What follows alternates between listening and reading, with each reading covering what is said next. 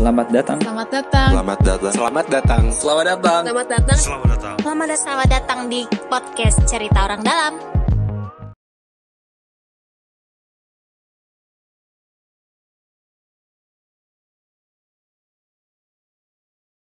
Selamat pagi, siang, sore, malam. Selamat datang di podcast Cerita Orang Dalam. Akhirnya episode kali ini kembali lagi, bukan bincang tamu spesial yang biasanya sendirian. Sekarang saya rame-rame, ada banyak pembicara di masing-masing keahliannya. Hari ini kita akan ngobrolin sesuatu yang lagi rame dan kalau buat teman-teman yang sering ke Kota Tua gitu, ini jadi satu hal yang baru nih. Ada kebijakan baru di sana. Namanya adalah low emission zone di Kota Tua. Jadi Kota Tua nih, kalau teman-teman sering main ke Museum Sejarah Jakarta, teman-teman sering main ke Museum Wayang, sekarang tuh kalau ke sana itu udah nggak bisa bawa kendaraan lagi gitu. Masuk ke dalam di jalan-jalan sepinggirnya tuh udah nggak bisa gitu. Sekarang udah ditutup. Nah, ini kita ngobrol bareng sama orang-orang yang kira-kira akan ngasih banyak perspektif nih soal ini nih. Pertama ada Mas Dimas sebagai peneliti sejarah nih. Atau enggak, penghobi sejarah. Hobi sejarah. Kebetulan ini senior saya ini. Waduh. Oke, Mas Dimas. Iya, ketemunya di sini. Oke. Selanjutnya ada Mas Dino dari Climate Reality Indonesia. Halo Mas Dino. Halo Mas. Nah, selanjutnya isinya asik nih. Siap.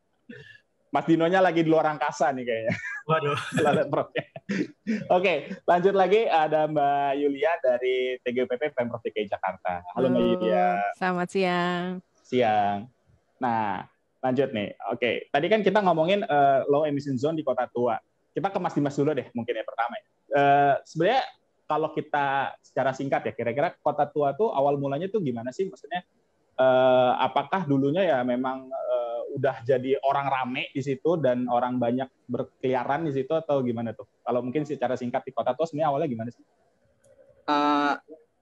Saya ambil ini aja ya, abad 18 aja ya. Jadi setelah ya ada peperangan ini itu pada tahun 1617 kan antara VOC dan Kerajaan Banten, Kesultanan Banten, habis itu dan jadilah Batavia. Pada saat itu ya Batavia dalam bentuknya bukan langsung ujuk-ujuk jadi kota. Jadi dia bentuknya bentek, jadi beberapa ada basin-basinnya, dan di cikal bakal Batavia ini ya nggak cuman bangunan untuk peperangan aja. Jadi beberapa ada yang fungsinya masing-masing, seperti ada gereja. Terus juga ada tempat mungkin penimbun harta ya, saya agak lupa sih bagian situ. Dan pada abad 19 ya mulai berkembang lah itu karena banyaknya perusahaan-perusahaan asing masuk. Jadi di kawasan Kota Tua itu dijadikan banyak gedung-gedungnya itu dijadiin perusahaan-perusahaan dagang. Oh iya. Banyak kalau kita main ke samping-samping Kota Tua tuh ada beberapa perusahaan-perusahaan dagang ya berarti. Iya benar. Kayak misalnya salah satu yang saya ingat tuh ada pabrik Carl Slipper. Saya agak ngucapnya agak susah sih. Carl Slipper, jadi itu dia pabrik perangkat keras dari Jerman, dan sekarang kalau nggak salah saya telusuri itu jadi Museum Bank Mandiri. Oke. Jadi kalau misalnya coba cari misalnya di Wikimedia Commons foto tentang tram itu dia ada latar belakangnya. Latar belakangnya adalah perusahaan itu ya. Ada Carl Slipper itu juga di situ yang paling saya tahu tuh ada pasar ikan kan. Nggak jauh dari situ lah pasar ikan, dan disitulah kesibukan tuh ada. Tapi berarti Batavia berpusatnya dulu di situ ya berarti ya? Iya, tapi setelah berangsur-angsur kan dari abad 19 dan muncul Walter Freden, itu kan mulai semakin ke selatan, semakin ke Tenggara sampai ke Gambir ya. Walter Freden tuh Gambir lah ya. Iya, Gambir, Menteng dan seperti itu. Dan ya muncullah infrastruktur yang lain, sarana-sarana hiburan seperti kayak misalnya di Rentuin Cikini, kebun binatang Cikini, seperti itu. Oke. Nah, ya menarik nih Mas. Mas Dimas ngomong tadi terkait infrastruktur gitu. Sebenarnya kalau Mas Dimas sendiri ini kan bisa dibilang dulu sempat meneliti terkait transportasi ya, transportasinya Batavia gitu. Sebenarnya awal mulanya tuh orang-orang kolonial ini ngebangun Batavia tuh kayak gimana sih? Maksudnya terkait tata ruangnya, terkait sistem transportasinya itu. Tadi kan kata Mas Dimas bilang awalnya dulunya semuanya berpusat di Kota Tua gitu. Terus akhirnya berkembang ke Walter Ferdinand. Berarti kan perlu transportasi, perlu tata ruang yang lebih baik. Nah, itu gimana tuh dulu? Nah, iya benar. Jadi gini, apa tuh pada awal-awalnya ya, pada abad 19 1850 ke awal itu transportasi ya baru semacam pedati, terus ada kuda-kuda. Jadi dulu ada namanya perusahaan-perusahaan kuda namanya Erste Batavia Ondernaming Ritwigen kalau nggak salah ya. Jadi namanya Ebro, terus ada Sado, ada Delman. Jadi kita pada masa itu disebutnya zaman kuda gigit besi. Nah, dan baru pada 1869, jadi setahun sebelumnya atau sekitar 1860-an atau 18, saya agak lupa. Jadi tuh ada warga Batavia namanya Jeba Betumares, dia merasa ini kota ini cocok untuk mengaplikasikan transportasi tram. Jadi transportasi tram tuh di Eropa udah lagi gandrung banget. Maka waktu itu ya belum transportasi tramnya belum yang canggih ya. Jadi waktu itu masih ditarik kuda. Wah, itu tahu. Jadi masih ditarik kuda. Jadi tapi ada pas dia mengajukan itu ada yang pesimis kalau ini nggak bakal bagus soalnya kuda-kuda di Hindia Belanda itu nggak terlalu besar, mungkin nggak terlalu kuat, tapi ya akhirnya bisa diloloskan. Jadi tanggal 20 April 1869 itu akhirnya meluncurlah itu tram kuda di Batavia, dan Batavia atau Jakarta itu jadi kota pertama di Asia yang mengaplikasikan tram itu. Iya. Yang ini ya lumayan dalam tanda, saya bingung ya mau mengatakan tapi ini dijajah ya. Iya betul. Tapi benar sih maksudnya bahwa sistem transportasinya udah lumayan dipikirin ya ketika saat itu ya. Jadi ketika dari Batavia ke Walter Ferdinand, dari Kota Tua ke Walter Ferdinand itu dulu udah ada tram kuda gitu ya. Iya, tapi belum sampai saya agak lupa. Kira-kira cuma sampai Keramat kalau nggak salah ya. Jadi dari Pasar Ikan terus dia ke selatan, terus jadi ngelewatin Kota Tua, ngelewatinnya di depan Museum Fathahillah itu kan ada itu kan apa namanya peninggalan relnya itu. Nah, di situlah jadi dia belokan terus lurus terus ke arah Molenvliet atau di daerah Glodok, lurus terus ke Harmony, baru di situ dia ada, saya lupa bercabang. Jadi ada yang ke arah Tanah Abang, ada yang ke arah daerah Keramat, seperti itu. Dan seperti itu sampai tahun-tahun berikutnya itu mulai mengembang sampai ke Mr. Cornelis. Apa saya harus lanjutkan nih? Lanjut aja. Lanjut aja ya. Jadi 1869 itu kan di operatornya sama Batavia Tramsway Maskapai.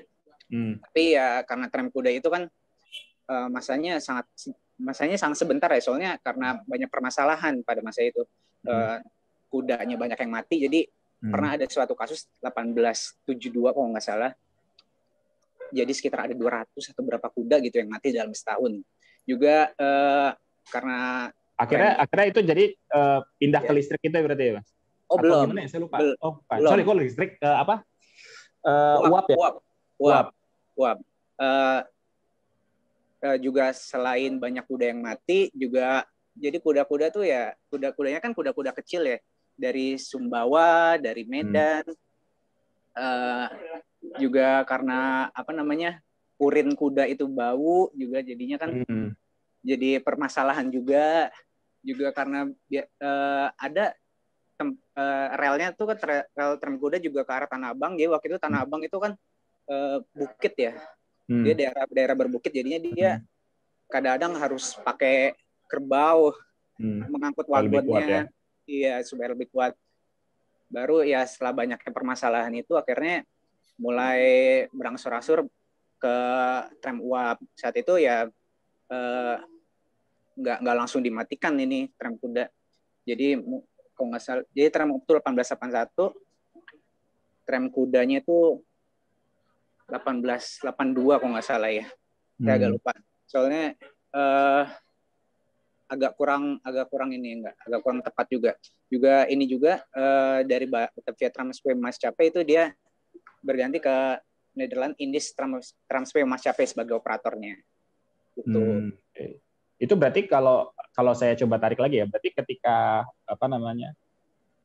dari pemerintah kolonial sendiri ketika ngebangun tuh kadang mereka asal ngebangun aja tuh mundur ke selatan gitu, atau ada alasan-alasan tertentu ketika ngebangun gitu. Maksudnya akhirnya kan kita kayak ngerasa ya, mungkin saya ngerasa sekarang Jakarta tuh kayak semrawut ya.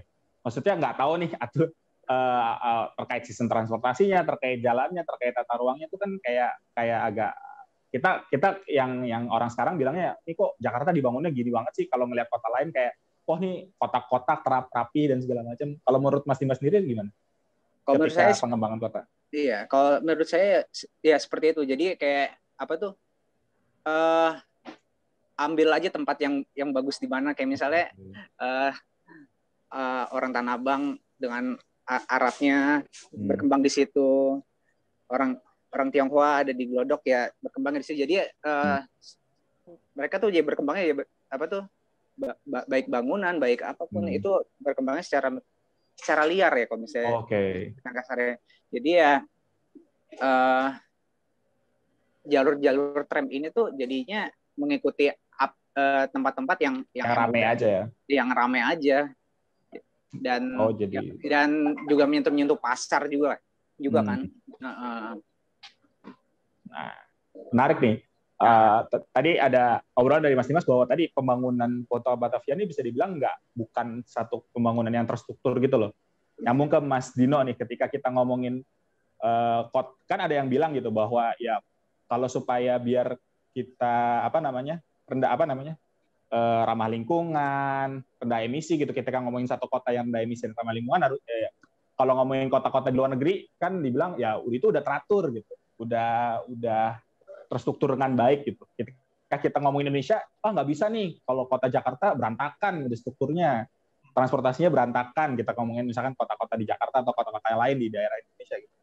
Nah, menurut Mas Dino sendiri nih, ketika sebagai yang memang bergelut di lingkungan hidup, kan ada yang suka pakai alasan itu ya supaya bilang ya udahlah kita pakai mobil aja, kita pakai kendaraan aja, karena nggak mungkin nih kita ngomongin rendah emisi atau ramah lingkungan, nggak usah sebagai negara berkembang nggak usah ngomong-ngomong gitulah gitu. Ada yang bilang.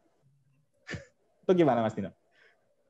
Oke, menarik pertanyaannya Mas. Jadi kebetulan saya juga di SDGs, Sustainable Development Goals. Jadi kan biasanya kita kalau di SDGs kita idealnya itu untuk membahas satu permasalahan itu mencoba untuk dari berbagai macam sudut pandang, baik dari sisi lingkungan, sosial, ekonomi, bahkan hukum dan tata kelola gitu kan.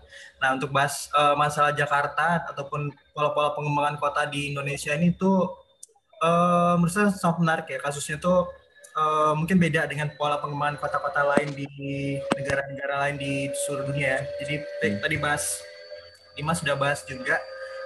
Tadi bahas sedikit tentang gimana Jakarta dikembangkan, termasuk juga transportasinya di zaman penjajahan Belanda ya, di zaman era Batavia. Mungkin juga ada clue sedikit tadi ketika ngebahas tadi ada Glodok dengan etnis Tionghoa dan juga mungkin di Tanah Abang mungkin dengan etnis Arab segala macam. Pola pengembangan di kota-kota di Indonesia memang dulu tuh agak dalam tanda petik kita tuh ibaratnya disegregasi gitu, terpisah golongan ini masuk sini, pribumi lah, sujud tentara orang kelas 2, kelas ketiga segala macam. Dan emang tuh jadi mungkin beda pola pengembangannya dengan di kota Paris ataupun New York dan lain-lain yang mungkin mereka dengan bisa menata karena mereka cenderung lebih lebih homogen segala macam. Lebih rapi juga ya. Lebih rapi gitu kan. Nah, tadi tuh jadi dalam tanda petik agak semi acak gitu ya. Nah mengenai tadi kebiasaan juga ini agak menarik juga sih Mas. Jadi mungkin ada semacam semacam tuntutan gaya hidup juga di masyarakat kita juga, seakan-akan bahwa memiliki kendaraan itu menunjukkan status juga tuh. Bahkan sekarang kalau kita lihat juga ada fenomena juga kita mau ramah lingkungan pun dilihat juga, misalnya saya ini mau naik sepeda gitu ya. dilihat juga nih sepeda lu tuh apa gitu ya nggak sih? Harus 30 juta, Mas. Nah gitu kan kalau misalnya saya pakai sepedanya yang nggak dilipat yang cuma 1 juta masih nyicil malu nih untuk apa segala macam. Jadi mindset kayak gitu emang nggak harus diakui juga, masih melekat di masyarakat kita juga, dilihat lu pakai apa segala macam, dan akhirnya tuh ya jadi menyasar ke sana gitu. Jadi ibaratnya ketika kita ingin dihadapkan, ketika kita masuk ke bicara ekonomi lagi, terus kan masalah pilihan ya. Pilihan itu bisa muncul ada ketika kita memiliki banyak pilihan dan kita memiliki sumber daya untuk berlebih misalnya, Mas. Nah, kita dihadapkan pada pilihan misalnya ada kendaraan umum yang mungkin lebih ramah lingkungan, tapi mungkin biayanya juga lebih rendah, tapi mungkin nggak menaikkan prestise ataupun ada value tertentu yang bisa diterima oleh masyarakat. Tapi di sisi lain, mungkin lu pakai mobil, nyicil 20 tahun atau apa gitu, selama terlihat yang keren. prestis ya. Prestis segala macam itu juga bisa bergeser. Tapi itu nggak bisa disalahkan juga, karena sebagai konsumen ya kita bisa memilih, dan kita emang agak diedukasi juga dengan apa ya, dengan iklan dan segala macam, dan akhirnya itu menjadi salah satu pilihan gaya hidup juga. Nah, apa yang bisa kita lakukan? Sebenarnya sih kalau menurut saya sih, selain tadi edukasi dari segala macam, kita juga harus bisa juga untuk dapat berpikir lebih sustainable, bahwa apa yang kita lakukan saat ini tuh juga nggak hanya untuk keuntungan kita sekarang, tapi juga untuk masa depan nih. Misalnya ketika saya memutuskan untuk naik kendaraan umum segala macam, itu ya saya bisa mengurangi jejak karbonnya saya, dan akhirnya ya baik untuk bumi dan lain-lain. Tapi tetap ketika pilihan itu muncul sebagai pembuat kebijakan gitu ya, kita juga harus dapat memberikan opsi-opsi yang lebih dalam tanda petik itu menguntungkan buat si konsumen ya. Jadi ada tangible value, sehingga ya ketika mereka memilih opsi itu menjadi lebih menarik.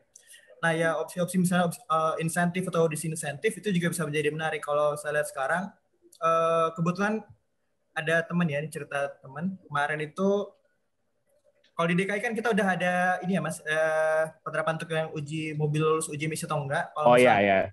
Nggak ada dapat stiker ataupun apa namanya, udah sempat ramai juga tuh katanya yang 10 tahun kan sempat mau di ini ya, mau di. Ya, jadi kayak di Monas itu kalau misalnya parkir, kalau belum masuk ke dalam sistemnya itu sejamnya itu bisa lebih mahal daripada kalau yang dia udah ini. Jadi ibaratnya karena tadi ada pergeseran juga nih. Waduh, kalau misalnya gini terus nih, bukan masalah gengsi dong nih, lama-lama gengsi tapi tekor ya nggak mahal. Jadi emang opsi insentif atau disinsentif itu juga bisa untuk mendorong dari masyarakat untuk dia lebih beralih ke yang lebih ramah lingkungan. Kurang lebih gitu sih kalau untuk jangka panjang, kurang lebih gitu Mas. Oh, siap. Tapi jadi sih Mas, maksudnya kadang yang soal prestis kan tadi Mas Dino bilang bahwa ya udah gitu, dan mungkin lebih ke ini juga sih Mas, ke praktisan ya. Kadang ada orang yang ngerasa bahwa kalau naik kendaraan umum tuh akan sangat ribet gitu untuk berpindah-pindah dan segala macam gitu, dan misalkan nih saya kerja di kota tua gitu. Misalkan saya kerja di kota tua, dan ketika tahu ada kebijakan ini, nanti jadinya ribet nih gitu dan segala macam, akhirnya marah-marah ke Mbak Yulia gitu sebagai Pemprov DKI Jakarta gitu. Nah itu gimana Mas? Maksudnya kan kadang kita ngerasa bahwa ya tadi ada yang bilang bahwa ya nggak usah lah ngomongin kota-kota luar negeri gitu yang memang sudah sistemnya transportasinya udah baik, kita ribet nih kalau mau kemana-mana gitu. Nah itu gimana Mas? Maksudnya apakah kita ya udah nih dalam tanda kutip nyerah kepada keadaan yang memang katanya Jakarta sudah ribet, atau ada apa sih, ada sesuatu nggak sih yang bisa dilakuin gitu supaya sebagai sebagai masyarakat gitu itu juga bisa ngedorong supaya tadi bisa lebih rendah emisi gitu sebagai gitu. Kalau dari saya sih emang harus banyak faktor yang mempengaruhi keputusan pembelian seseorang, ataupun dia menggunakan barang ataupun jasa gitu Mas. Jadi kebetulan saya juga ngajar juga sih ceritanya di pemasaran segala macam. Yang saya lihat atau saya observasi itu ternyata instrumen ekonomi itu salah satu yang bisa mempengaruhi juga keputusan konsumen untuk lebih cenderung melakukan sesuatu gitu. Jadi kalau misalnya kayak contoh ya, misalnya kalau ketika bicara disruptive innovation segala macam, ketika kita memberikan stimulus ataupun rangsangan-rangsangan yang lebih bisa diterima oleh konsumen, itu kita pada jangka waktu yang lebih panjang itu kita dapat merubah kebiasaan seorang. Misalnya kayak contoh, anggaplah era-era awal ada Gojek atau Grab gitu ya. Itu kan gimana ya, untuk merubah orang mau naik Gojek yang ibaratnya tuh ojek lah kalau sebelum kita sebut Gojek segala macam, itu ribet banget gitu kan. Orang yang sebelumnya anggaplah nih ibu-ibu ataupun wanita segala macam mungkin wah nggak aduh gue ribet banget naik Gojek. Tapi dengan adanya mereka memberikan stimulus gitu. Kalau dulu tuh sempat 2.000 ataupun gratis segala macam, orang kira lama berubah, dan ketika dia menyadari ada benefit dari hal tersebut, lama-lama dia juga mau berubah dan akhirnya dia bergeser. Nah sebenarnya sih kalau sadar atau nggak sadar, sekarang saya juga termasuk yang bergeser dari sebelumnya tuh bawa kendaraan pribadi jadi pakai apa ya? Jadi pakai kendaraan umum Transjakarta di DKI. Sebelumnya dari kendaraan pribadi saya sempat bergeser ke aplikasi online, terus bergeser sekarang ke ini. Kenapa? Karena tuh jauh lebih murah, Mas. Jadi sebagai contoh nih, anggap nih saya kerja di balai kota, dari segala macam itu hanya 3.500, itu udah bisa nyampe dari Tanah Abang ke balai kota misalnya. Dibandingkan misalnya sekarang kalau naik aplikasi ojek online tertentu, itu nggak dapat, paling nggak 15.000. Jadi ketika dia lebih banyak itu lama-lama jadi nggak ekonomis juga untuk masyarakat. Nah ketika itu terjadi, sebenarnya sih ketika kita mau merubah orang itu kan banyak pesan yang bisa kita sampaikan nih. Misalnya orang yang peduli lingkungan sampaikan pesan lingkungan, orang yang peduli ekonomi sampaikan dia pesan tentang ekonomi, orang yang peduli dengan isu budaya sampaikan dengan isu budaya. Jadi banyak channel yang bisa kita manfaatkan. Value proposition mana yang bisa diterima oleh dia, sementara dan yang terpakai pada akhirnya kan dia melakukan perubahan perilaku. Jadi ibaratnya ketika dia bergeser ke sana, mau itu motifnya karena ekonomi, mau karena itu ramah lingkungan atau segala macam, ya nggak apa-apa, karena Indian dia melakukan perubahan perilaku kayak gitu sih. Banyak juga teman saya mungkin secara nggak sadar dia berubah. Ini bukan karena dia peduli lingkungan gitu, bukan karena lebih murah aja ya. Karena lebih murah aja gitu. Tapi pada saat dia bergeser ya nggak masalah kan. Karena memang begitulah yang terjadi di konsumen. Nah, menarik nih. Ini berarti balik ke motif ya, Mas Dino. Nah, saya mau nanya nih ke Mbak Yulia nih. Kira-kira apa sih motif dan latar belakang nih? Kira Pemprov DKI Jakarta kepikiran, kayaknya seru nih kita tutup kota tua buat kendaraan gitu. Awal mulanya dari mana tuh akhirnya kepikiran buat ngelakuin itu? Iya, terima kasih banyak nih. Diskusinya seru banget nih, Mas Nobi, Mas Dimas, dan Mas Dino. Berbagai perspektif saya juga dapatkan. Jadi sebenarnya kita motivasi kenapa ada low emission zone itu sebenarnya karena motivasi pemerintah Provinsi DKI Jakarta yang ingin meningkatkan kualitas udara yang ada di DKI Jakarta. Simpelnya itu. Dan Kota Tua dipilih sebagai pilot pertama itu mulai 8 Februari 2021. Correct me if I'm wrong. Seingat saya 8 Februari 2021. Dan ketika pada saat LEZ ini sebenarnya motivasi utamanya adalah karena salah satu sumber utama pencemar udara terbesar di DKI Jakarta itu adalah dari sektor transportasi. You believe it or not, that's the fact. Memang sih dari studi yang dilakukan itu ada sedikit perbedaan ya Mas Nobi antara pada saat musim hujan dan pada saat musim kemarau. Itu ada sedikit perbedaan kontribusi. Tapi overall above all itu sektor transportasi masih menduduki peringkat pertama kontributor terbesar untuk polusi udara dan emisi karbon sebenarnya. Sehingga karena masalah utama kita di sana dan melihat sektor transportasi memiliki kewenangan tinggi bagi pemerintah daerah untuk melakukan intervensi, maka dipilihlah beberapa aksi yang bisa dilakukan di sektor transportasi. Nah, LEZ adalah salah satunya low emission zone atau zona rendah emisi. Kota Tua dipilih sebagai pilot pertama dan sebenarnya saat ini pemerintah provinsi juga sedang mengevaluasi Kota Tua, program di Kota Tua, dan juga kita sedang mengevaluasi kira-kira adakah wilayah lain di DKI Jakarta yang bisa diterapkan sebagai LEZ. Jadi ada replikasi-replikasi. Nah, surprisingly, kami melakukan studi sebelum LEZ diterapkan dan sesudah LEZ diterapkan. Hasilnya adalah di DKI itu menggunakan indeks standar pencemar udara. Kalau teman-teman sekalian tahu, atau ISPU biasa disebutnya. Nah, ISPU pada saat sebelum 8 Februari itu kita menunjukkan sedang. Jadi jadi di ISPU itu kan ada mulai dari sangat berbahaya sampai baik begitu kan indeksnya. Indeks kita di sedang gitu. Nah, ketika LEZ ditetapkan 8 Februari dan kemudian sekarang setelah dievaluasi, kondisi kualitas udara di Kota Tua dan sekitarnya itu baik, selalu cenderung indeksnya itu baik.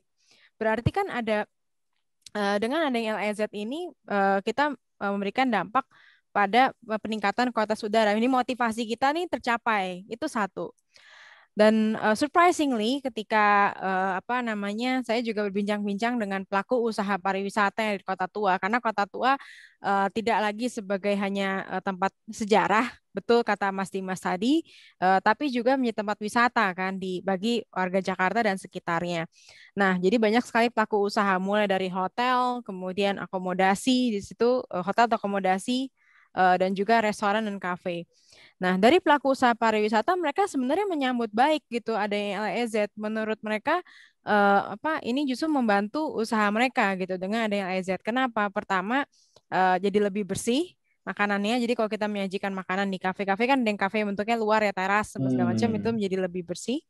Dan yang kedua, meningkatkan walkability untuk pengunjung yang ada di sana, sehingga kalau kita jalan-jalan otomatis kita akan mampir-mampir sebenarnya. Nah, ketika mampir-mampir itulah peluang yang ditangkap oleh pelaku usaha pariwisata. Jadi memang itu. Tapi ada kontranya juga, karena di sekitar wilayah kawasan Kota Tua itu saat ini banyak sekali usaha logistik ya, usaha logistik, freight and logistik. Nah, memang mereka kontra atau tidak senang dengan kebijakan tersebut karena LEZ itu ada pengalihan arus lalu lintas. Mas Nobi udah singgung tadi di awal, ada pengalihan arus lalu lintas sehingga bagian tengah itu kosong kan, hanya untuk pejalan kaki dan sepeda dan sebagainya. Nah, sehingga untuk freight and logistik, kendaraan-kendaraan mereka yang biasanya truk atau pick up itu mereka harus agak memutar gitu. Nah, itu mereka agak kontra karena mereka jadi ribet ya gitu, jadi ribet. Itu beberapa pro dan kontra yang kita dapat. Jadi selain kita mengevaluasi kualitas udaranya, kita juga mengevaluasi sebenarnya dampak terhadap bisnis seperti apa gitu. Dan kalau kita mau melihat lebih lanjut lagi dampaknya, memang ini dampaknya belum distudi dengan lebih rinci. Tetapi kalau kita lihat semakin baik kualitas udara yang ada di wilayah tersebut, sebenarnya makin bagus juga untuk kondisi bangunan tua dan bangunan bersejarah yang ada di kawasan Kota Tua. Kenapa? Karena sebenarnya polutan-polutan dari polusi udara itu bisa mempercepat rusaknya bangunan akibat korosi. That's one thing. Jadi kalau misalnya Mas Nobi, Mas Dino, dan Mas Dimas pergi ke Roma itu zaman dulu itu sangat struggling bagaimana mereka bisa mempreservasi dan konservasi bangunan-bangunan sejarah yang ada di sana. Karena di sana kan banyak sekali ya, kalau kita lihat Roma kan banyak banget ya ininya, bangunan bersejarahnya atau patung-patung yang ada di piazza segala macam. Itu baik bangunan yang mereka menggunakan limestone atau batu kapur mengandung itu, atau patung-patung atau objek yang dibuat menggunakan perunggu itu rusak, mengalami korosi hebat, rusak, dan itu kan menjadi cultural heritage negara Italia dan juga kota Roma sendiri. Nah, akibatnya itu akibat polusi udara. Jadi memang gas buangan kendaraan itu, sehingga akibatnya pemerintah Roma berpikir akhirnya gimana ya kita bisa ini ya. Makanya ada daerah-daerah yang biasanya pusat kota dan itu dipenuhi bangunan bersejarah, itu akhirnya dibikin steril dari kendaraan bermotor gitu. Jadi kalau di pemerintah kota yang bisa dilakukan adalah kita tidak bisa mencegah, tadi yang kayak Mas Dino bilang, kita bisa mencegah masyarakat beli kendaraan. Tidak bisa. Kalau Anda mau beli kendaraan ya silakan saja gitu. Tetapi yang bisa kita lakukan adalah kita mengatur penggunaannya. Di mana supaya di mana dan kapan supaya bisa mencapai kebutuhan bersama. Jadi kualitas udara, kualitas udara semakin baik maka semakin sehat juga warganya gitu. Kita bisa keluar jogging dan segala macam. Siap. Nah, ini menarik nih dari Mbak Yulia gitu, perspektif bahwa Kota Tua ini bisa meningkatkan walkability gitu. Maksudnya orang-orang bisa dengan santai jalan-jalan gitu di Kota Tua, dan sama juga tadi Mbak Yulia bilang bahwa bangunan-bangunan di Kota Tua ini juga bisa jadi lebih bisa tahan lama ya. Menarik. Mungkin saya sedikit tanya ke Mas Dimas nih. Kira-kira kalau di Kota Tua sendiri itu bangunannya itu kira-kira dari tahun berapa sih Mas? Ya tadi untungnya sudah sampai sekarang masih bertahan ya berarti ya secara umum. setahu saya sih abad 17 lah ya, abad 17. Dan kalau misalnya saya ngomongin ke transportasi lagi ya. Dan kalau dulu tuh nggak concern banget sama emisi gas buangan, tapi ya dulu untungnya ada tram listrik ya. Jadi tadi setelah saya lanjutkan tadi tram uap ya. Jadi setelah dari tram uap 1899 tram listrik hadir di Batavia. Di situ ya jadi ada alternatif transportasi baru yang ramah lingkungan, soalnya pas masa tram uap juga ada masalah juga, soalnya itu waktu itu transportasi ini asapnya termasuk ya asapnya mengganggu juga. Jadi saya dapat dari salah satu surat kabar ada keluhan juga dari pedagang-pedagang setempat. Jadi tram uap ini bukan seperti lokomotif uap ya. Jadi dia itu diisi dengan uap di salah satu stasiun-stasiun yang ada di Batavia di Jakarta. Jadi dia cipratan airnya itu mengotori daerah-daerah pedagang-pedagang gitu, kios-kios pedagang yang terutama di Kota Tua itu. Wah, ini sejarah berulang ya? Iya, sejarah berulang. Jadi kehadiran tram listrik itu ya jadinya jadi sangat bagus banget pada masa itu, meskipun ya nggak selamanya bagus. Jadi pasca kemerdekaan pada tahun 50-an tram listrik itu lama-lama mulai makin tergerus, soalnya tidak ada peremajaan sama sekali, juga tram-tramnya pada usang juga. Jadi di suasana merdeka itu orang-orang menganggap tram listrik ini murah dalam arti ini gratis. Jadi ya banyak penumpang yang nggak bayar, dan di situ ya jadi BVM Batavia Verkeers Maskapai yang sekarang yang kemudian jadi perusahaan pengangkutan Jakarta PPD mengalami kerugian besar ya pada tahun 50-an itulah jadinya. Jadi pada tahun 52 digelarlah rapat, jadi waktu itu jadi panitia rapat berdiskusi tram ini harus diganti apa.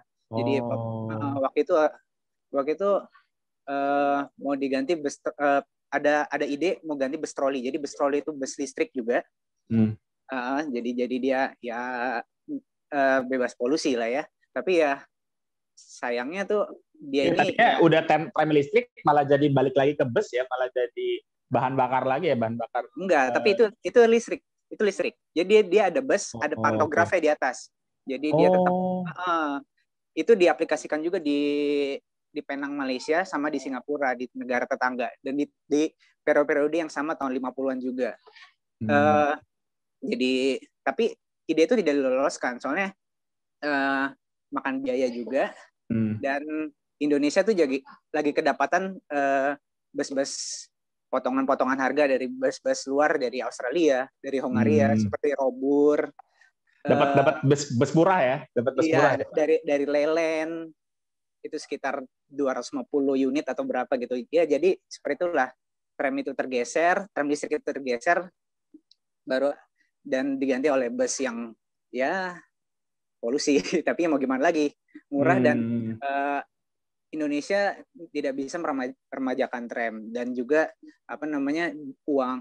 Mungkin banyak orang yang menyayangkan, Soekarno ini nggak visioner banget, kenapa tram listrik ini aja yang bebas polusi, dan ini antik banget loh. Ya saat itu ya Soekarno lagi fokus bangun monumen di Jakarta, Monas, dan lagi fokus duitnya digelontorkan ke Asian Games. Seperti itu. Nah, ini menarik nih. Dapat tambahan baru juga di pengetahuan nih saya. Ngobrol sama Mas Dino. Kadang ya tadi ya, kita sudah berada di jalur yang tepat dalam tanda kutip ya. Satu kota ketika kendaraannya lebih bebas polusi, lebih rendah emisi dengan tram listrik tadi ternyata tergoda dengan ya tadi masalah ekonomi, baik dari pemerintahnya sendiri ya. Maksudnya kita nggak ngomongin masyarakat ya, tapi kita ngomongin dari pemerintahnya gitu. Ketika ngomongin Jakarta atau mungkin kota-kota lain ya di daerah di Indonesia, tantangan terberatnya ya ketika mengubah kota menjadi rendah emisi dan jadi yang ramah lingkungan itu apa aja sih? Nah, untuk menjadi ibaratnya perubahan pola daerah zona segala macam itu emang biasa tuh pastinya berkaitan sekali dengan kebijakan yang diambil oleh pemerintahan itu pasti satu. Cuma biasanya itu juga kita harus mempertimbangkan juga tadi itu masalah penamaan atau branding juga. Mungkin untuk yang tadi kasus di Kota Tua, ini menarik sih karena banyak tadi Mbak Yulia udah bahas tentang apa ya motivasi ataupun apa ini dilakukan. Karena mungkin sebelumnya saya tertarik nih untuk cerita Mas Dimas, boleh nanya dikit nggak? Intermezzo dikit Mas Robi. Silakan. Boleh. Saya tertarik nih cerita tadi yang kereta uap ataupun yang tadi tram tadi itu pas masa penjajahan itu simbol status juga nggak sih Mas? Maksudnya apakah yang boleh naik itu hanya banyak kelas 2 dan bangsa barat segala macam, sementara pribumi nggak boleh naik atau semua siapapun boleh naik atau gimana ya? Semua boleh naik, di tram kuda boleh naik, dan kalau misalnya Mas lihat jadi ada, saya lupa litografinya siapa, jadi satu ras, satu etnis boleh naik, tapi semenjak tram uap ada, jadi itu dibagi 3 kelas seingat saya. Jadi ada kelas 1, kelas 2, kelas 3, dan pribumi ya kelas 3. Jadi dulu ada istilahnya kelas kambing gitu untuk pribumi. Karena bareng sama kambing-kambing ya. Iya, jadi mereka karena ngangkut kambing ya gitu. Tapi setelah Jepang datang dengan propagandanya kan, jadinya kelas-kelas itu dihapus. Dan itu kalau misalnya Mas baca, saya agak lupa judulnya. Jadi ada sastrawan Idrus, dia ngomongin soal tentang tram di situ, ngomongin tentang bagaimana orang pribumi ketemu dengan orang asing, orang Eropa. Orang Eropanya itu marah-marah kenapa ada orang pribumi ini, dan si orang pribuminya itu balik marahin kalau pada zaman Jepang ini ya semuanya bebas, semuanya satu kelas, satu gerbong. Ya, menarik ya. Kembali ke Mas Nobi tadi Mas, mungkin sih sama tadi ya, ibaratnya terkadang kalau ada perubahan apa segala macam, mungkin pertama dari kebijakan, mungkin juga ada faktor historis juga. Mungkin saya nggak tahu ya apakah, makanya saya tadi nanya ke Mas Dimas, apakah itu menjadi simbol apa ya, shaming ataupun penghinaan terhadap pribumi segala macam ketika itu misalnya kita nggak boleh naik segala macam, dan ketika itu dihapus pengen bagian menghapus sejarah luka lama segala, tapi nggak tahu juga sih, kita nggak tahu motif di balik itu apa segala macam, apakah karena ekonomi, apakah karena tadi mungkin lebih ekonomis menggunakan bis segala macam. Nah, sebenarnya sih ketika ini mengubah satu kawasan segala macam, mungkin penamaan atau branding juga menarik. Untuk kasus Kota Tua, terus terang saya menarik banget nih. Kenapa? Untuk di Kota Tua, sebenarnya sih konsep kota-kota besar ataupun kota-kota yang sudah matang seperti Jakarta atau tadi Mbak Yulia dibahas tentang Roma segala macam. Saya juga pernah ke Madrid, Warsaw segala macam. Mereka juga punya kawasan-kawasan old city ataupun kota-kota tua mereka, di mana kita emang di sana dipancing dalam tanda petik untuk jalan. Saya pernah ke Toledo juga, mantan ibu kota Madrid. Di situ emang konsepnya mereka nggak brandingnya tuh sebagai kota apa ya atau kawasan rendah emisi, karena emang dia membrandingnya itu emang sebagai kawasan wisata ataupun bahkan masuk ke apa ya heritage UNESCO segala macam, di mana kita emang kesana tuh tujuannya adalah untuk wisata, karena emang ketika satu kawasan tertentu menjadi berkembang melebihi perencanaan awalnya, anggaplah mungkin Kota Tua mungkin pusat bisnis ataupun pusat pemerintahan di waktu zaman Batavia Belanda penjajahan segala macam, sekarang berkembang menjadi bisnis, ada toko-toko di sana segala macam, dan akhirnya ya semuanya menjadi tumpang tindih. Ibaratnya tadi ada juga jasa pengiriman segala macam, karena memang harus diakui sana juga banyak orang yang jualan di sana. Tapi ketika kita membranding Toledo gitu ya, sebenarnya Toledo, di sana kita memang masuk ke ibu kota Madrid zaman dulu, ibu kota Spanyol zaman dulu, di sana kita jalan aja gitu. Dan kita di sana benar-benar untuk wisata, kita belajar sejarah mereka, kenapa sih mereka pindah dari Toledo, pindah ke Madrid segala macam. Nah mungkin itu jadi potensi yang bisa digali juga, sehingga nanti ketika kita melewati Kota Tua itu nggak hanya masalah kita ingin mengurangi emisi aja nih, tapi juga kita belajar sejarah, kita juga belajar tentang perjuangan bangsa Indonesia waktu itu. Kita tahu Museum Fathahillah itu kenapa ada di sana, siapa itu Fathahillah segala macam. Mungkin perlu ada juga mungkin reenactment kejadian-kejadian masa lalu. Jadi kalau sekarang kan misalnya sih masih agak kurang terkonsep, misalnya kita kesana udah nyewa ontel aja gitu, tapi nggak ada story di balik itu segala macam. Mungkin kalau perlu Mbak Yulia sama Mas Dimas kita bikin nih. Karena ibaratnya gimana ya, bayangan saya kan emang itu kan terpisah jauh-jauh juga kan Mas, tempat sini ke sini, dan kalau kita paksa jalan sama ke Museum Bahari juga lumayan jauh ya. Lumayan jauh ya. Mungkin anggap ini kita mau bikin pedestrian banget nih, kita bikin reenactment misalnya dari titik A ke titik B, kita bikin nih ada kayak semacam tram-traman zaman dulu, anggaplah kayak main di Dufan atau gimana gitu ya kan, suka ada tram yang Setuju tuh. gratis Setuju, gitu kan. Mas. Jadi ketika itu misalnya kita ke Warsaw tua terus segala macam, mereka suka ada nyewa-nyewa kostum, ataupun bahkan mereka bikin kayak kuda-kudaan zaman Austria Wina zaman dulu. Kita bisa naik ke segala macam, kita merasakan kembali dan dia jadi wisata juga. Tapi apakah itu menjadi counterproduktif karena ibaratnya dia udah udah di branding sebagai low emission zone. Karena kalau di Indonesia tuh agak menarik nih, Mas. Saya waktu di Bandung pernah bikin semacam studi juga. Kita kan sempat bikin ada Car Free Day. Yang terjadi apa? Orang dari seluruh luar Bandung pada datang ke sana untuk bawa mobil, motor, berhenti parkir, terus tapi gitu jalan. Kan. Nah, ketika bikin dia jadi branding ada kota wisata sejarah segala macam, apakah nanti akan counterproduktif juga, orang malah parkir datang dari Tangerang, wah gue mau ke sana nih naik tram zaman dulu, segala macam, kan jadi gimana? Mungkin perlu studi lebih lanjut karena emang karena banyak kalau dia di SDG segala macam, kota tua itu nggak hanya masalah emisi aja, tapi di sana kan juga bisa cara goal 9 tentang pariwisata dan segala macam. Dan ketika kita bisa menemukan titik ketemu win-win solutionnya, mungkin ya dapat semuanya nih, rendah emisinya juga dapat, wisata dan ekonominya juga kembali bangkit, dan kita mendapatkan kembali nilai-nilai value sejarah, dan mungkin bisa membangkitkan kecintaan kita lagi kepada Jakarta dan Indonesia, mungkin gitu sih. Ya. Tapi mungkin saya jadi pengen mancing Mas Dimas sedikit nih sebelum ke Mbak Yulia nih. Ini kayak Mbak Yulia malah jadi dapat aspirasi, dapat banyak pendapat. Tapi nyambung nggak? Dari Mas Dimas sendiri kira-kira ada bayangan nggak sih tadi terkait Mas Dino kan udah mancing nih, ada wisata sejarah gitu. Ketika kita ngomongin kota tua, mumpung udah ada kota tuanya udah bebas kendaraan nih, kira-kira apa sih yang mungkin bisa digali dari kawasan wisata kota tua nih?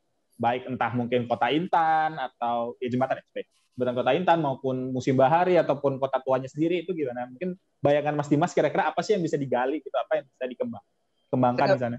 Saya nggak bisa berhenti senyum nih, Mas Dimas tadi bagus banget mancingnya. Jadi kebetulan saya kan jadi saya kan ngeriset transportasi tram ini, tentang riset transportasi tram di Jakarta ini dari skripsi, habis itu saya jadiin naskah buku kan ya. Ya insya Allah tahun ini terbit mungkin. Promo sih. Jadi di dalam naskah saya sih berharap kalau ini tram ini setidaknya bisa lah cocok jadi kendaraan wisata gitu loh. Jadi soalnya ini bukan apa-apa ya, soalnya di Turki pun, Turki pernah pada abad yang sama dia mengaplikasikan tram di Istanbul. Habis itu dia tahun 60-an dia juga mematikan tram, tapi dia membangkitkannya lagi. Selain untuk transportasi kota yang tapi udah canggih ya tramnya, dia juga membangkitkan tram yang udah lama sebagai sarana wisata di, kalau nggak salah, jalur Taksim Tunnel atau apa gitu, saya agak lupa. Juga di San Francisco pun seperti itu. Itu kan udah dari tahun 1800-an dan sekarang masih awet aja, dan itu ya jadi ciri khasnya San Francisco sampai sekarang gitu kan, tram itu. Seperti itu. Jadi ya saya harap ya mungkin cocok kali ya. Apalagi waktu itu sebenarnya awalnya saya nganggap wah tram dibangkitin lagi sebagai tempat wisata di kota tua, tapi ya kota tua kan waktu itu Semerawut, tapi ya sekarang tramnya keliling-kelilingin aja ya, tramnya keliling kota tua gitu ya. Tidak dibuat keliling aja gitu. Orang-orang saya rasa pada seneng ngeliat, wah ini ada tram seperti itu. Ya. Nah, ini ada aspirasi dari Mbak Yulia sendiri, tanggapannya gimana Mbak Yulia? Kira-kira ya tadi mungkin saya gambar ini ya. Kira-kira gambaran kedepannya nih dari kota tua itu akan dibawa kemana sih? Iya, kalau gambarannya dari kota tua, sebenarnya kebetulan saya juga terlibat dalam isu pariwisata juga sebenarnya di Pemprov DKI Jakarta. Jadi pembahasan siang ini nih yang tadi dipancing Mas Dino, pancing Mas Dimas itu sebenarnya cocok sih. Jadi saya bisa melihat dari pertama sisi lingkungan, dari sisi pembangunan, dan sekarang dari sisi pariwisata gitu. Untuk kota tua ke depannya memang banyak sekali hal yang ingin dilakukan, terutama dari sisi pariwisata. Yang pertama adalah kita tentunya ingin melibatkan para pemangku kepentingan terkait, stakeholder, dan juga investor yang mungkin tertarik untuk sebenarnya kita sama-sama mengembangkan kembali Kota Tua. Karena kalau dari sudut pandang pariwisata, Kota Tua memiliki potensi yang cukup banyak, cukup tinggi, cukup baik dari nilai sejarah maupun adaptive reuse. Kalau kita menggunakan istilah tersebut di heritage, ya itu kan adaptive reuse, dan juga sebenarnya banyak hal lainnya gitu. Jadi pertama melibatkan stakeholder untuk kira-kira bisa nggak kita mengaktifasi gitu bangunan-bangunan yang ada di Kota Tua bersama-sama dengan pendekatan adaptive reuse tadi, sehingga Kota Tua ini bisa menjadi lebih live gitu. Karena kebanyakan pemerintah daerah atau mungkin tidak hanya pemerintah daerah tapi stakeholder itu ketika melihat pariwisata atau bangunan bersejarah itu yang mereka pikirkan hanyalah dari sisi turisnya saja, turis yang datang ke sana berwisata. Tetapi kalau kita mau sustain, balik lagi ke topiknya Mas Dino, kalau kita mau sustain, ya target market kita, target pasar kita jangan hanya turis gitu, tetapi justru orang yang tinggal di sana. Bangunan-bangunan bersejarah ini bisa dimanfaatkan apa gitu. Misalnya dimanfaatkan sebagai restoran, dimanfaatkan sebagai komersial atau apa, tapi tetap mempertimbangkan tadi aspek sejarahnya sehingga fasadnya atau nilai sejarahnya itu tidak berkurang atau tidak berubah, kan seperti itu. Jadi PR besar yang sedang dilakukan adalah itu pertama, jadi dari sisi kualitas udara atau lingkungan itu sudah tercapai dan akan dimonitor terus. Tapi yang kedua adalah bagaimana ini tidak hanya menjadi tempat pariwisata saja, tapi juga bisa memberikan nilai tambah bagi pembangunan kota Jakarta ke depannya. Sebenarnya itu PR besarnya di Kota Tua. Karena kalau kita lihat misalnya di kota-kota lain di dunia yang memiliki wilayah bersejarah itu kan sangat hidup sekali ya. Maksudnya tidak hanya turis yang ke sana, tapi warga kota sendirinya pun juga oke, kalau saya mau ke City Hall ya membangunannya bersejarah, saya mau perpustakaan ya membangunannya bentuknya seperti itu gitu. Jadi ya seperti itu memang. Ya udah terpancing gitu, sudah dapat inspirasinya. Tapi mungkin ini ya sebagai penutup ya, kayak saya pengen ngobrol dengan Mas Dino dan Mas Dimas gitu. Kira-kira harapannya dengan kita kan sudah ada tadi nih low emission zone, rendah emisi gitu, rendah emisi di Kota Tua gitu, kawasan rendah emisi di Kota Tua. Kira-kira harapannya dari situ dan mungkin ke Jakartanya sendiri ya, status Jakartanya sendiri itu seperti apa? Mungkin dari Mas Dino dulu kali. Kalau dari sudut pandang low emission zone, sebenarnya itu sangat positif sekali. Kenapa menjadi sangat positif? Karena ibaratnya kembali ke ekonomi, kita dihadapkan pada pilihan. Sekarang itu ibaratnya inovasi teknologi juga udah banyak. Kita tujuannya anggaplah kamu transportasi. Transportasi ada modanya, ada kendaraannya. Kita punya pilihan menggunakan kendaraan motor pribadi. Ketika kendaraan pribadi juga ada opsi mau itu dia pakai fossil fuel ataupun bahkan listrik ataupun sepeda segala macam. Itu akan sangat bagus sekali, dan ketika itu sudah mulai menjadi satu kebijakan, itu diharapkan dapat diterapkan dan juga diedukasi kepada masyarakat sadar bahwa itu adalah untuk kepentingan bersama, dan ketika itu terjadi mudah-mudahan ya semuanya menjadi lebih baik dan dapat menerima kebijakan itu untuk kebaikan bersama. Ya. Kayak gitu sih, Mas. Lanjut ke Mas Dimas, harapannya nih buat Kota Tua sendiri dan mungkin ya terkait sejarah restorasi sejarah atau tadi mungkin wisata sejarah dari Kota Jakarta, harapannya Mas Dimas gimana? Seperti yang saya bilang tadi ya, bangkitin tram lagi itu kayaknya suatu hal yang menarik, tapi nggak cuma bangkitin aja. Jadi kayak misalnya anggaplah ada deskripsi, ada monumen-monumen untuk menjelaskan pada adik-adik kita kalau ini adalah suatu bagian dari sejarah Indonesia loh. Bukan sejarah Jakarta, sejarah Indonesia. Dan ini suatu sejarah yang panjang, dan ini ya patut dipelajari, patut diketahui. Gak cuma ini ada tram di Jakarta kayak gini doang ya, nggak gitu. Nggak satu hal itu, banyak. Jadi tram itu waktu itu membantu nenek moyangmu semua.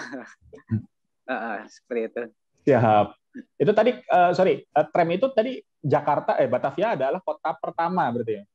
Batavia kota pertama di Asia. Di Asia yang punya tram listrik. Punya tram kuda. Oh, punya tram kuda. Punya tram kuda. Dan kalau misalnya tram listrik itu dia lebih dulu daripada Belanda. Oh. Jadi Hindia Belanda dulu baru Belanda. Baru Belandanya sendiri ya. Siap. Thank you. Nah, dari Mbak Yulia, kira-kira ada lagi nggak sih program-program dari Pemprov DKI Jakarta yang untuk tadi pelestarian lingkungan dan lingkungan hidup seperti itu? Oh, kalau pelestarian lingkungan dan lingkungan hidup banyak banget, Mas Nobi. Berbagai sektor pasti ada kegiatannya atau polisinya. Kayak misalnya, mungkin secara umum lah. Banyak banget. Jadi misalnya dari sampah sendiri ada pengolahan sampah 3R gitu kan. Jadi memang dari pemerintah Provinsi DKI Jakarta kita menyediakan tempat-tempat pengolahan sampah 3R-nya, tapi secara paralel kita juga sebenarnya melakukan kampanye dan edukasi publik supaya masyarakat bisa memilah sampahnya dan mengurangi sampah dari sumbernya. Itu satu. Kemudian juga tadi sudah disinggung mengenai kendaraan berbasis listrik. Nah, bus listrik itu juga udah kita ada ya? akan satu dua udah ada kan kalau nggak salah ya? Iya, uji coba sudah ada dan insya Allah akhir tahun ini kita punya 100 bus listrik. Jadi ada bus BRT Transjakarta itu sebagian ada 100 yang sudah menggunakan berbasis listrik. Iya, Tamiya gede. Betul, kendaraan berbasis rel yang tadi Mas Dimas sebutkan. Jadi penggantinya tram kita punya 2 sebenarnya kan. Yang pertama LRT, yang kedua adalah MRT yang di bawah tanah. Jadi jangan sedih Mas Dimas tidak ada tram, tapi kita punya berbasis rel yang lain ada 2 dan itu mencakup hampir seluruh Jakarta. Jadi kalau MRT kan utara selatan sampai Ancol ya. Betul. Jadi sekarang kan Lebak Bulus ke Bundaran HI, nanti Bundaran HI terus sampai ke utara ke Ancol gitu. Itu baru yang koridor utara selatan gitu kan. Nanti akan ada juga barat timur dan kemudian juga LRT kan akan beberapa titiknya di seluruh Jakarta. Jadi tidak usah sedih. Kemudian juga pastinya akan terus Pemprov Jakarta dalam hal infrastruktur adalah jadi selain transportasinya sendiri tapi juga infrastruktur yang mendukung mobilitas. Jadi ketika kita bilang transportasi jangan hanya transportasi tapi bagaimana orang bermobilitas. Jadi revitalisasi trotoar itu akan jalan terus, kemudian pembangunan jalur sepeda baik yang permanen maupun pop up itu juga akan jalan. Jadi sebenarnya balik lagi pemerintah yang bisa dilakukan pemerintah adalah kita mencoba untuk mengubah paradigma yang tadi Mas Dino juga sudah singgung, mengubah paradigma dari yang tadinya sangat auto oriented atau hanya maunya naik mobil menuju ke transit oriented gitu. Jadi kita akan bilang bahwa public transport itu lebih murah, lebih aman, lebih nyaman. Bahkan sekarang untuk wanita kan juga sudah ada bus Transjakarta yang khusus wanita. Bahkan di kendaraan-kendaraan umum berbasis rel seperti kereta komuter line, kemudian MRT dan juga LRT pada saat jam-jam sibuk memang ada gerbong yang khusus untuk wanita. Jadi sebenarnya itu sangat inklusif sekali. Wanita dan anak-anak tidak perlu takut untuk naik kendaraan umum. Demikian Mas Tobi, banyak sekali sebenarnya kalau mau disampaikan. Tiap sektor tuh pasti banyak ada ya. Gitu. Nah, ya semoga ini akan menjadi kebaikan yang seluas-luasnya ya buat warga Jakarta ya, supaya kita bisa rasain Jakarta yang lebih sehat lagi. Jadi nggak orang Jakarta ke puncak atau ke Bandung terus buat dapat udara segar ya. Semoga ya kayak jangan cuma musim hujan doang gitu untuk dapat udara segar. Jadi seluruh musim Jakarta bisa dapat udara segar lah. Semoga. Amin. Thank you semuanya. Thank you Mas Dimas. Thank you Dino. Thank you Mas Yulia. Dengerin terus cerita kita karena kita ceritanya orang dalam. Bye-bye. Hai. Terima kasih. Sampai jumpa. Semuanya. Assalamualaikum warahmatullahi wabarakatuh. Waalaikumsalam. Waalaikumsalam. Sip. Thank you.